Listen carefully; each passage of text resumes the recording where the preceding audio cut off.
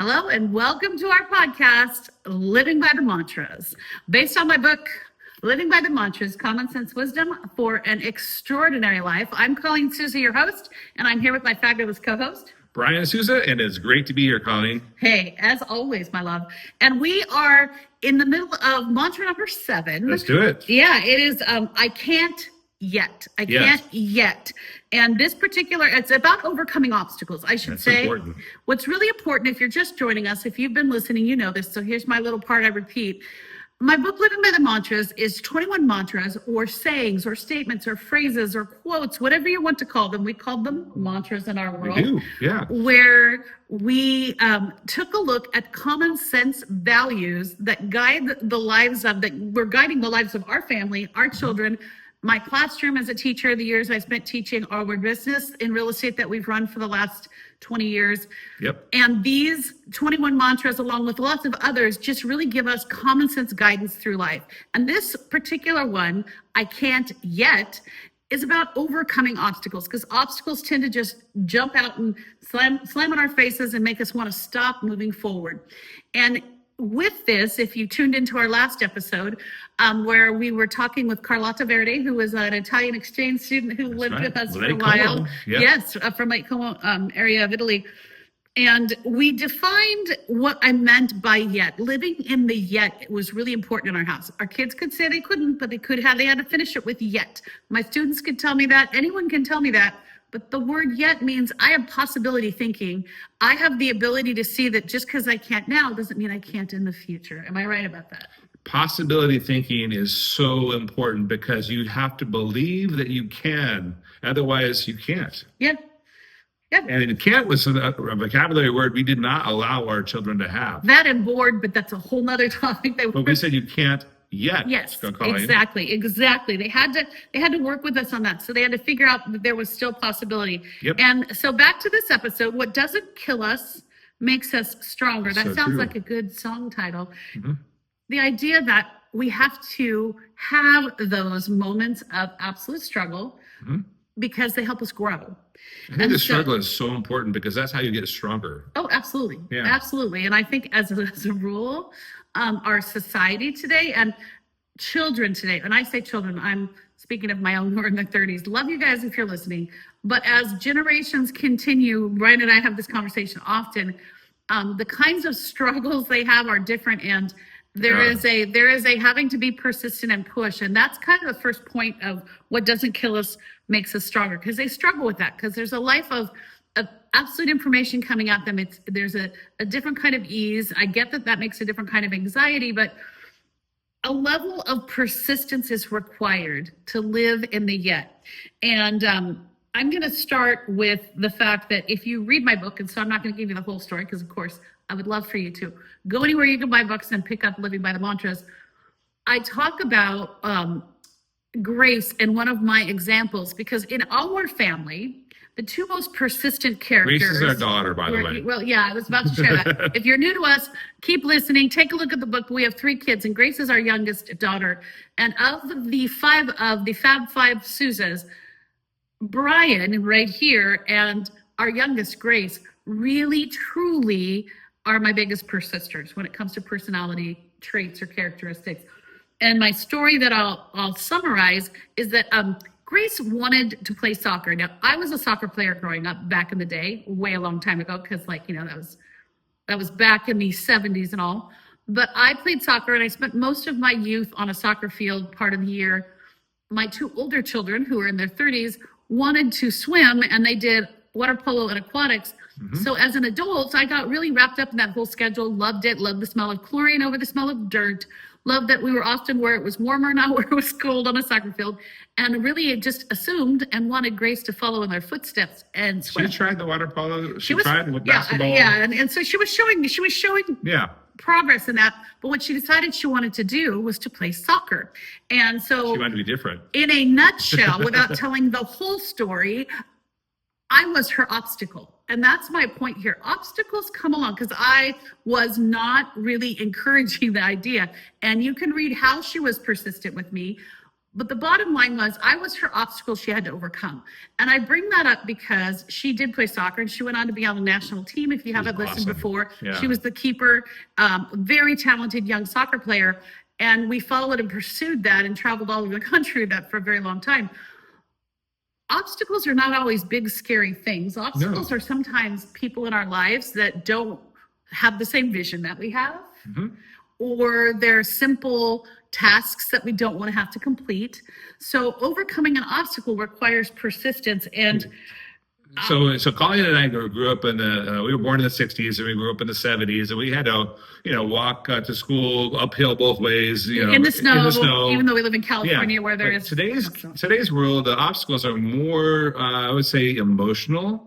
And there's challenges because of these devices. I'm holding a cell phone in my hand because they're bombarded every single moment with a lot of different ideas. And so at the end of the day, they have this can't mentality. Yeah, that's true. And they want to say I can't, and they forget the yet. Yeah. So that was an example. Is Grace ended up on the soccer field because of her persistence with me. Yep. I want to say that I said the other person in our family that was super persistent and shows that characteristic is Brian, this man next to me. And I'm going to give him tons of kudos in that regard because he just never gives up. Okay, it's not in his vocabulary. And I want to take that, Brian, and have you share a couple of things because we've been, if you are new to us, in the real estate world, we've owned a real estate company for about 20 years, and we've become very successful in that. But there was a start to that. It started somewhere. And when he started, he wasn't very successful. Nobody knew who he was, but he was determined to overcome that obstacle. How did you get your very first listing? Because it was about persistence. Well, so I want to rewind even farther back because my background is in business finance. That's what my degree is in. Yeah. That would be a good story to tell. Yep. So I got hired with New England Financial. I shouldn't probably quote that company, but I just did. That's our podcast. You can say whatever you want. Yeah. So my job was to call people and help them invest into retirement programs and set up a lot of different financial instruments to help their company succeed. And my training was, my manager walked in with my first day on the job, and he had something called a phone book. Colleen, do you remember what a phone book is? Yeah, if you are over the age of 30, you might remember those. But if you're under that, you're going, what? What's a phone book? Yeah, it's a big fat paper book. And it's alphabetical. About probably 2, 3, 4 inches thick. Well, it depends on where you live. They could be small, they could be fat. I think mine was about 3 inches thick. And he slammed it on my desk and he said, okay, Brian, here's your training. Start with A.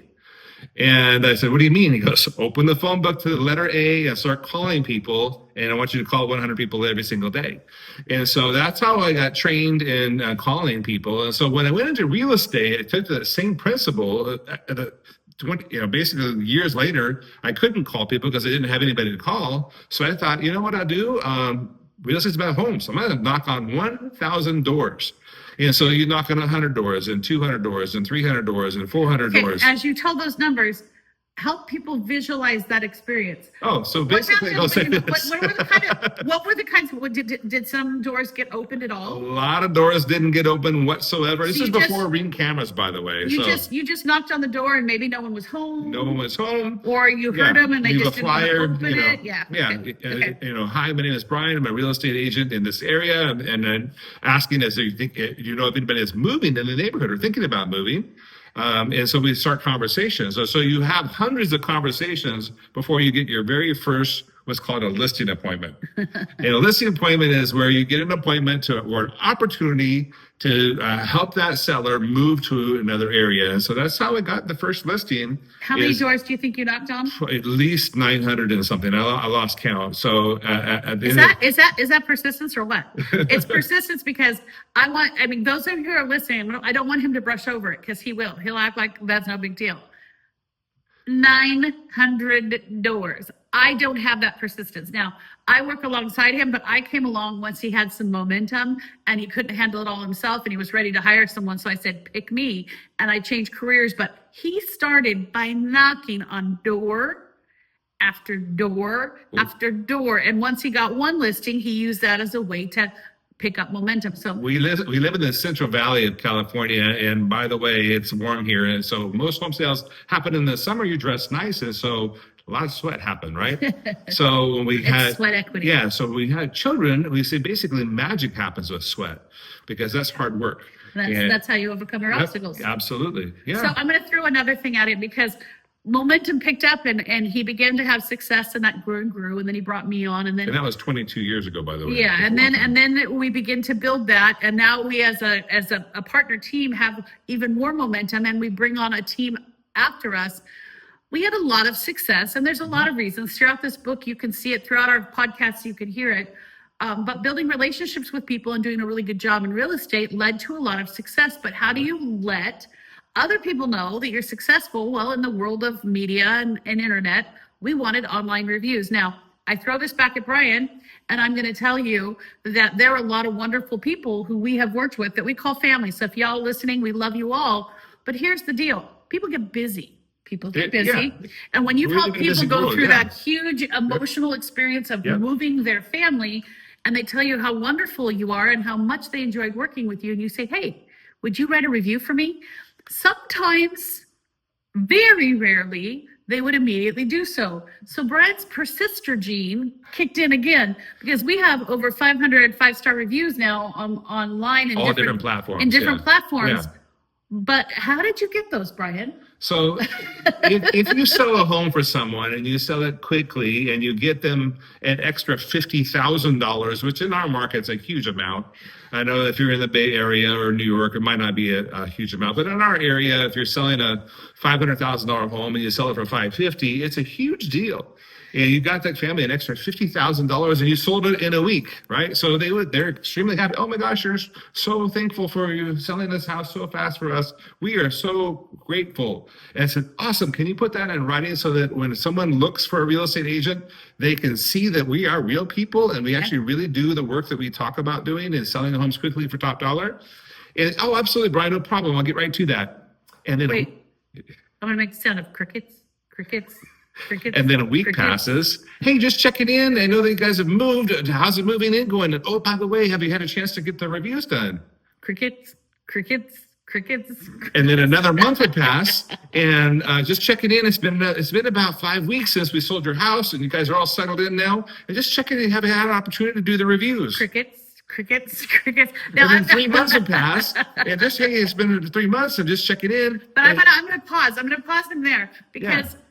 Getting those reviews, we've helped thousands and thousands of people, and to have 500 reviews means that somewhere along the way, his persistence of overcoming the obstacle, by the way, because we talk about obstacles not being huge things, not being mean people, not being lazy people, not being people that don't care about us. No, they actually love us. They really do. Life is busy. Yeah. And so his persistence brought we want the reviews to be authentic. So we just asked them. We've heard of this, other agents, writing the reviews, or it needs to be edited a certain way. We want to say certain things. We have none of that. But if you're a realtor out there, because a lot of people have said, how do you guys have so many reviews? Yeah, we just asked. It's because we ask. We ask politely many times. A lot, persistently. And so my point to the story is just that persistence brings about overcoming the obstacles, success. Which in this situation, it was just people's busyness, not their desire, and not their not having something good to say. And then when they did, it was wonderful, and it always made us smile. And it helped our business continue to have momentum and growth. Obstacles that come up in life are not always some horrible, awful thing. No, they're the speed bumps that are on that street that makes you go crazy because it slows you down. It's that thing that comes up in your life or in a person or in a situation that challenges you and makes you want to throw your hands in the air and say, I can't do this. And that's where living in the yet and the possibility thinking is important, and persistence is a part of that. So I'm going to jump to a new angle on that. So you are a parent, you are a manager, you are the boss of somebody, or maybe it's just yourself. But when we come up against those obstacles and we need to be persistent, there needs to be encouragement in the effort. Okay. Absolutely. You need to encourage effort because it's that push. It's for example, going back to the speed bump, if you're driving really slow down a street, because most of us slow down because we don't want to drag the bottom of our car over a big speed bump. If we don't hit the accelerator a little bit, we're not going to get over the speed bump because we've slowed down, correct? And then continued on. So that's the effort. The effort for the car is that you accelerate. Wayne Gretzky, big, NHL hockey player, said you miss 100% of the shots you don't take. And so we have to continue with the effort. Tish, you just gave a story. So I'm going to say, how can we encourage effort in others? Go ahead. How can we encourage the efforts? Taking shots. So I coached basketball for a little bit, and you got to actually let go of the ball to make a shot, right? You can't just hold onto it and dribble it around. And the kids that I was coaching, they would do that. They would go up and down the court, and they would not actually shoot the ball. They would just pass it to a friend, And so to encourage them to actually shoot the ball at the hoop, and rather than just passing it around, I came up with this idea of 1,000 shot club, building on the 1,000 doors. And so they would have to take 200 free throw shots and 200 layup shots, and then 200 shots of their choice, etc. And they would keep a record of that. And when they finished 1,000 shots, then they would got the 1,000 shot club wristband, and it gave them an opportunity to show others, look at all the effort that I made making shots. Well, and that encouraged them though, because absolutely did. I mean, I when you say that, I think of some of the years of, especially when Grace was first starting in soccer and we were first seeing those very competitive leagues, and our daughter was the keeper. Oh my gosh, talk about all the shots she had to take at her. But when her team wouldn't win, when the team would have a bad game and she blocked 30 or 40 shots, but her team still lost 3-0, we would take a discouraged goalie home and say, babe, your forwards didn't take the shots. They just would dribble the ball until it got taken away, and they wouldn't take the shots. So that's such a huge thing. So encouraging the effort, that bracelet, that being a part of that club that showed that. And it showed progress too, which is important, because, don't always look solely at the conclusion, the progress, the embracing the struggle, being able to say, you know what, I'm building towards something, because it's not just a single point. It's a process along the way that you struggle and grow, right? That's how you get stronger. And it's so easy. It's so easy to get discouraged when things aren't happening and you don't want to make the effort anymore. In the world of authoring, because of course I just recently published this book, and I'm reminded of one of my favorite authors is Dr. Seuss. Okay, love Dr. Seuss. Dr. Seuss is great. Yes, he had over 27 books. His first book was rejected by over 27 different publishers, and he didn't give up. He talks about continually making the effort. He decided, he knew he had something worth doing. Anything in life, whether it is a physical, something we're trying to create like a book, or points we're trying to score on a court, or getting a door slammed on you hundreds of times, or losing 50 pounds, or anything. It's whatever it is. It's making the effort. And when we think about our children and raising our children, we all see the strengths and weaknesses in our own kids. Mm-hmm. We look at them and go, okay, this particular child is very good at this, but this one's very good at that. Growing up, like my sister, she's an accountant for a living. That's what my sister does. She's a controller for a company, and numbers were her gig. I always loved writing, and I always loved like history and writing, and not that I can't do the math, but it was always a bigger challenge for me. And we went to the same school. She was 2 years ahead of me in school. And I can remember sitting down, especially in high school, in every class that every teacher she had, and having them just have high expectations. And then my first test score would come back, and I can see some of those teachers' faces where they would look at me and go, well, you're obviously not your sister. But in the same regard, that didn't encourage the effort, by the way. That did not encourage the effort. Yeah. But, words matter, by the way. They do. But the encouraging of the effort was when I turned in my first paper in an English class with an English teacher they'd have, and they would smile and grin at me because writing was my thing, and I could excel in that quickly. So as a parent, it's knowing where your child struggles and has obstacles and where they don't, and encouraging those. As a teacher, doing the same thing. Mm-hmm. I want to jump in. Well, I'm going to say with an employee, like if you have if you're a manager or a boss and you have an employee that that you see one or two of your employees doing really well at something, it's easy to get frustrated, but put yourself in the role of that other employee that's struggling. And if they're trying and they're struggling, how can you encourage their effort? It's just important to be that encourager of effort. So if you are a manager, or if you are a teacher or a parent, the big principle is that you want to encourage that effort in public. And what you do by that is you recognize the effort. Nice job on this activity. Nice job on getting this started. Nice job on working on that, because the things that you encourage That's true. will become the success you're wanting to see. If you need to criticize, you do that in private, not in public.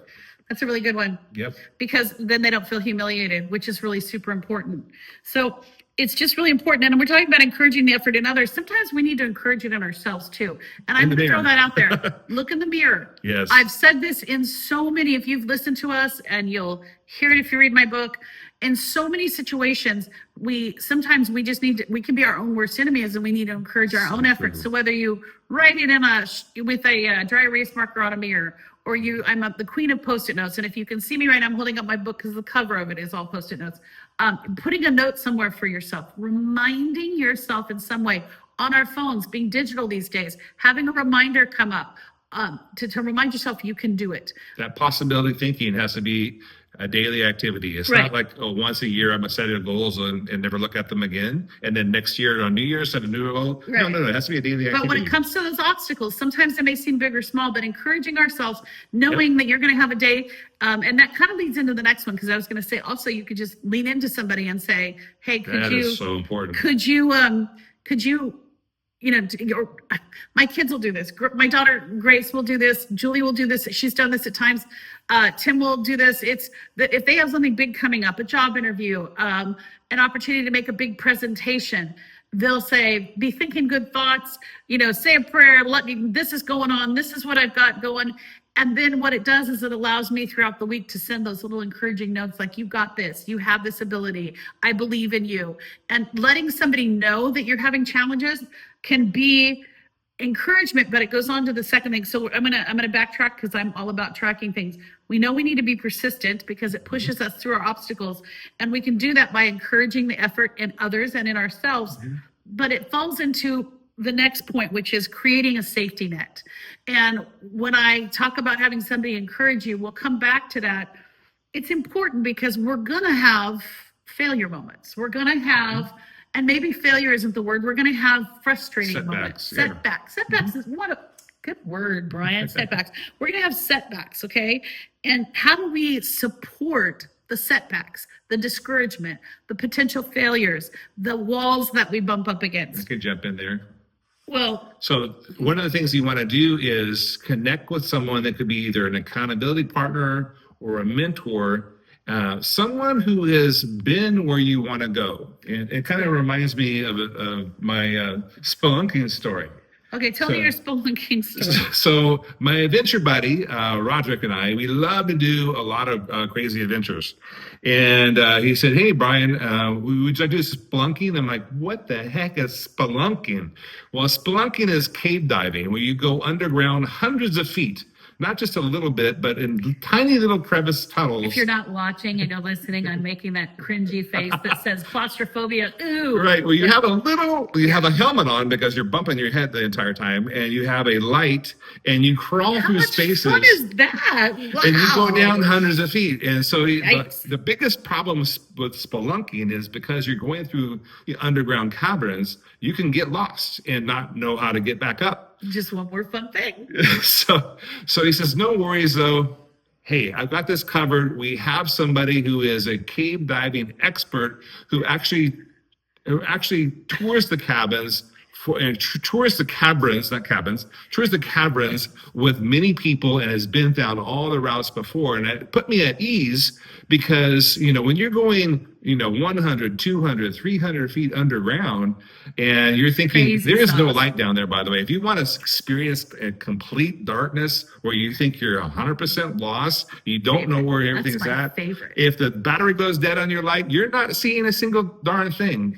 But if I can lean into someone who's been there before And somewhere I want to go, like getting back out of that cave, I need to have that accountability partner, that mentor, that trainer, that teacher, that person that has been And they there. create a safety net for And you. they create the safety net. Absolutely. There you go. Adventures, they're awesome. And I think also, I mean, they can be as big and adventurous as diving beneath the earth, or they can be simply being there to support somebody. Like, I'm going to give some lesser physical examples, and one is creating my book came to mind, of course, because I'm on this topic.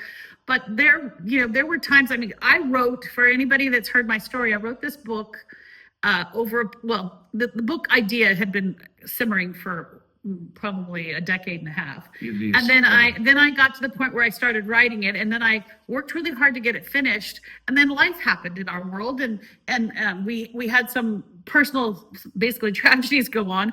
And I set the manuscript on my computer, and I set it aside, and I thought, well, it's written, but now it's not the time.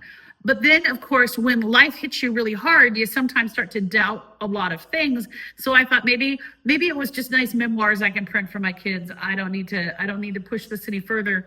But it was Brian being my safety net that really pushed me forward, because I knew that there was going to be time, effort. When you're writing something that tells a lot of your personal journey, which the book does, you're exposing yourself to people, you're exposing your ideas to people, and you have to have confidence in all of that. And I had moments of true fear that I should probably just let this rest. And he decided he would be my safety net. And then my kids came in and helped provide some encouragement in that safety net also. It was important, because it's what helped me overcome the obstacle, was knowing that if I failed, whatever I'm doing air quotes for those who are listening, whatever failure is, whatever that wall I might hit would be, that I wouldn't be alone there, and that I would have that encouragement of somebody with me. And I also have another story I remembered, and that's our daughter, Julie, who's our middle child. She's about 30 now, and she went to FIT, the Fashion Institute of Technology in Manhattan. And it was intense. It was intense for a kid coming from California that didn't have all that art and fashion background. And we went to visit her in the first semester. And once she was settled, we went back with her baby sister, who at the time was only in like the first grade, something like that, no, second grade. But we took Gracie to see where big sister was living and what was going on. And she'd been in school a few months of very intense training. And she had that moment of, what if I can't do this? What if I don't make it at this? And I remember a really, emotional conversation she had, where she was trying to decide, had she made a crazy decision to move across the country and become a fashion designer. And I know that what we provided her at that time was absolute safety net, to give her permission to overcome the obstacles, have the failure, whatever it is. And because we encouraged it, I think if you talk to her, she would say that was one of the things that helped her continue to go, because she knew there was a safety net. 18-year-old female living in New York City by herself in an apartment. That comes from an area that's known for its agriculture, a little rural. We're a little Keep bit your of head up, babe. Shoulders back. Walk forward, and walk with a purpose. That's right. Yep. And sometimes I'm going to turn this back around, because we started this by saying you got to have somebody that mentors you, that encourages you, that is your safety net.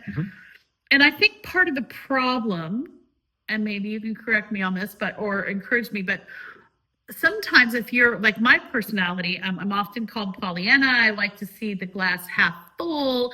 I'm super positive about most things. Therefore, it shocks people that I feel like there's a bunch of obstacles in front of me, and oftentimes that I'm feeling stressed out.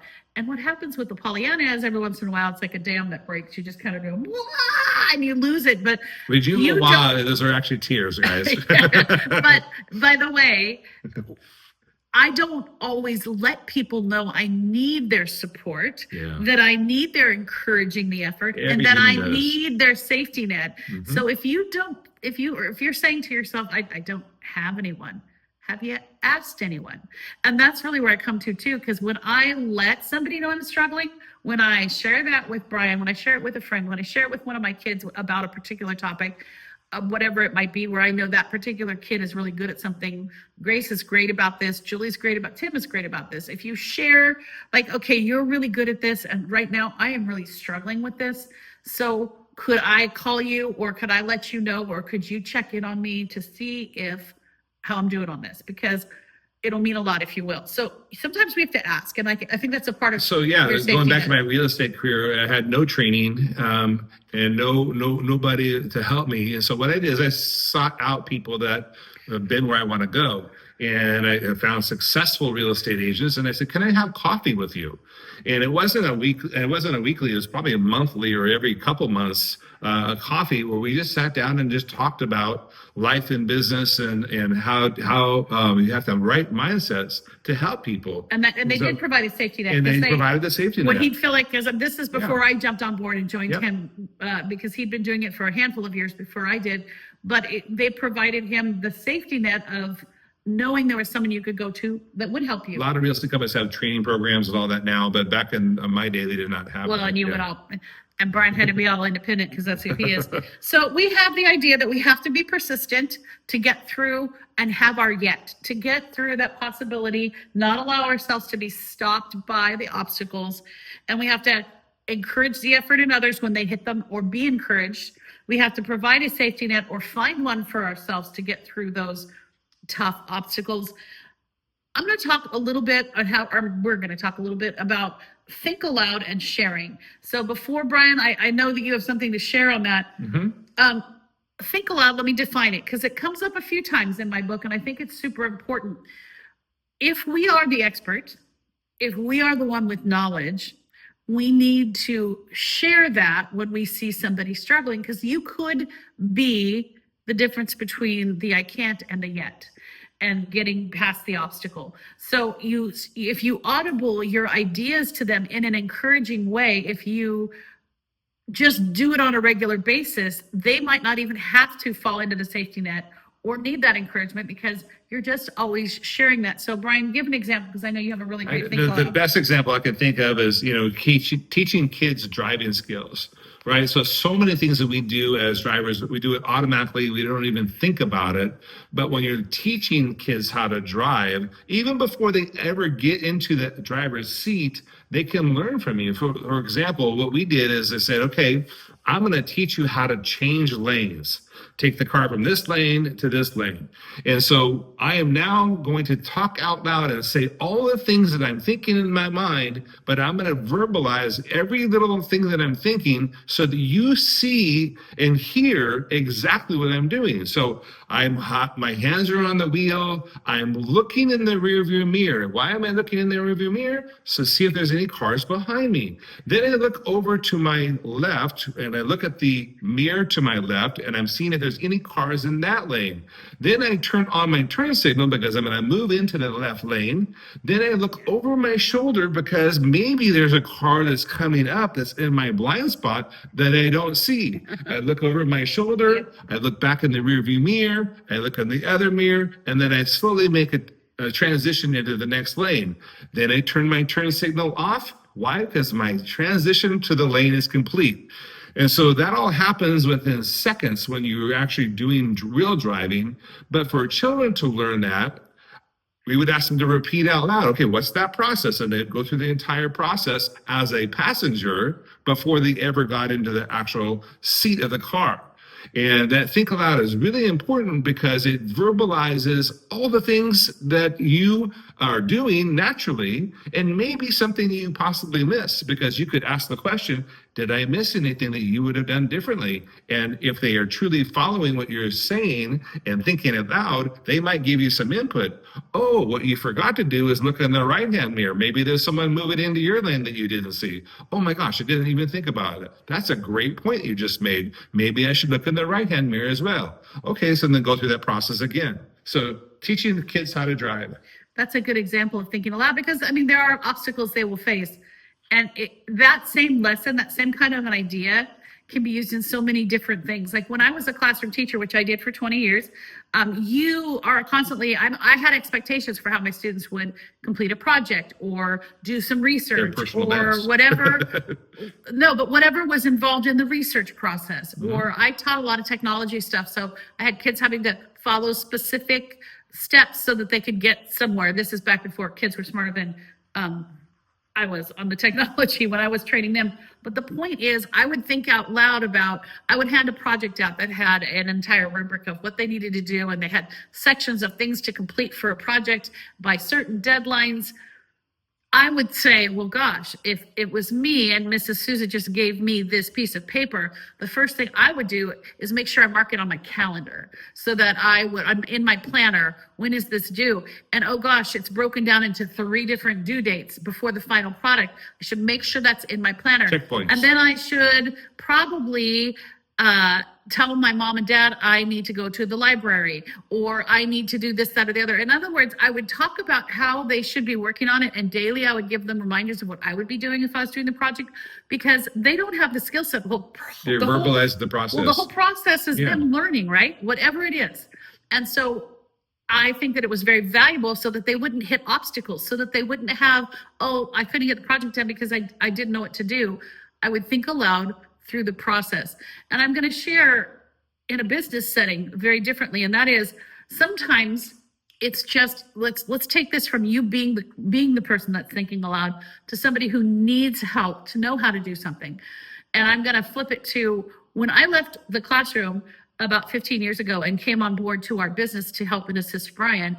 If you haven't heard the story yet, I needed just to assist him, and I was going to start writing. But what I ended up doing was having fun watching him sell real estate and getting to know the families he was meeting. And I decided that for a while I would support that by getting my real estate license. But then here I am with my whole background being in education and nothing that had to do with business and sales. I realized as much fun as it is to hang out with him with clients, I really didn't have the skill set to do this. How did I learn? He would speak aloud.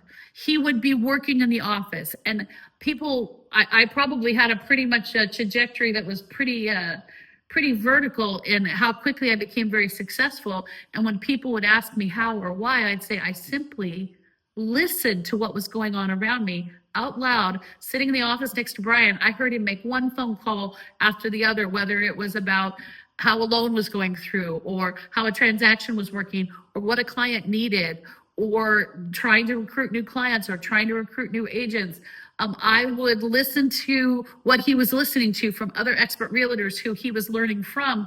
And what happened was, by listening, I became really good at what I did. You got 1,000 hours of training. So easy. And I'd say to anybody, any new agents we brought on, when they'd say, I want to do it like you and Brian do, I'd say, great, you spend a couple days, at least one a week, just sitting in the office, hanging out with us and listening. And so it's the inversion of thinking aloud and training others to overcome your obstacles and to get better and to be motivated.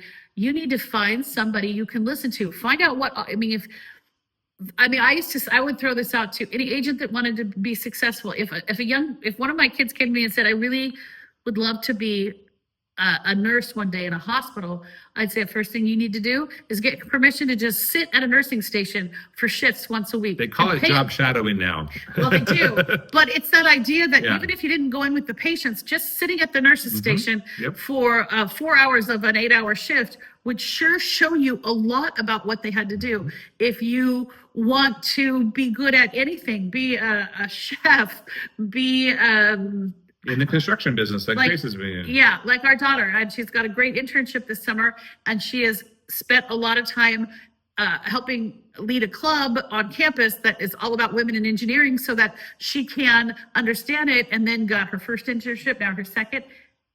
When it came to the interview, she had it down pat because she understood, and now she's learning so much this summer. But it's the idea of, if you are in that place where you don't have somebody thinking aloud for you, seek it out. Find those people you can listen to. And by the way, it could be as simple as, Brian and I are experts at this. I'm going to throw this as an aside. We are currently in the process of selling our home and moving. And we are transplanting. We are moving out of the state of California, and we are trying to decide where it is we want to go. So what do we do every night, honey? YouTube, baby.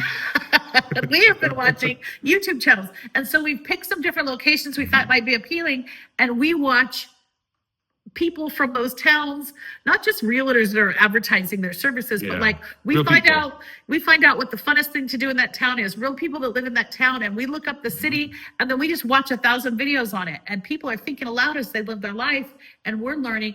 And there have been a couple of places where we've gone, that'd be a no, because all we had to do was watch for a couple of hours and we knew it wasn't for us. So here's the key principle, Yeah. guys. The key principle is you become like the people you surround yourself with. So whether you physically get in a space that Colleen was saying in the nursing example, whether you are using YouTube as a way to educate yourself, whether you are sitting down and having coffee meetings, you want to surround yourself with the people that you want to become one day or in the process of becoming. And that will give you that proximity principle where it allows you to actually become that person. Right. Or help discern whether that's what you want to do. So, Yep. you know, living in the yet is the possibility thinking. And sometimes you just have to discover your possibilities. But we got to remember this episode, what doesn't kill us makes us stronger, is the idea behind the fact that we're going to have to persist. We're going to have struggling moments. And when we find people who can encourage the effort, or we become encouragers of effort, when we create a safety net for others or find one that would help support us, we are going to become stronger. And that's really it. And thinking aloud or finding people to think aloud for us that we can learn from, all of these things are going to make us stronger so that we feel like it's not that we can't, it's that we can't yet. So we challenge you this week. I challenge you this week to go out there and decide what is my biggest challenge of the week is what is the obstacle right now, whether it be in something personal, something professional. I don't know what it is for you. What is an obstacle that you keep telling yourself you can't get past? And then use some of these tools. Figure out how you can be more persistent. Find out who can support you. Find your encouragement. Find your learning.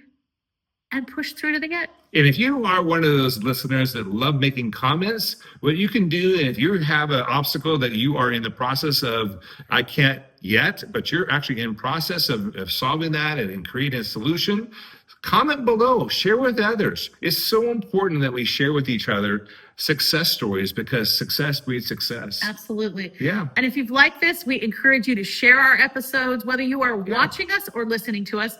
I was chatting with a friend in a bunco group that I'm in. If you haven't played bunco, it's a fun dice game. I go with a bunch of my girlfriends once a month. But you know, she was telling me, and it was so, of course, for me, very encouraging for her to say, I listen to you on the way to work every day. I try at least 2 or 3 times a week to be listening to your podcast as I'm driving. So I know that she is, and her name is Julie. Thank you, Julie. Shouts to Julie. She's listening to us. She's not watching us, but whether you are listening, please download the episode. Please share it with people because that's how the word gets out there. And we love to continue our encouraging words. So like and share. And so it also, Download. if you maybe you don't want to share publicly in a comment, but you want to send Colleen a private message, maybe you listen on, on one of the different social media sites, and you have a can't situation, but you're not sure about the yet. But you want to give Colleen, kind of pick her brain a little bit, send her a private message. Yes. She'll be happy to respond to you. I will. And you can go to livingbythemantras.com and you can find all the information about our podcast. There's a contact Colleen right there. There's a contact Colleen. There's a book link. And we thank you for joining us. And we ask you to join us next time because we're going to continue on this yet. And we're going to talk about some 5 very specific strategies to personally overcome any obstacles that come your way. So we look forward to hearing from you. Till next time. Yep. Till next time.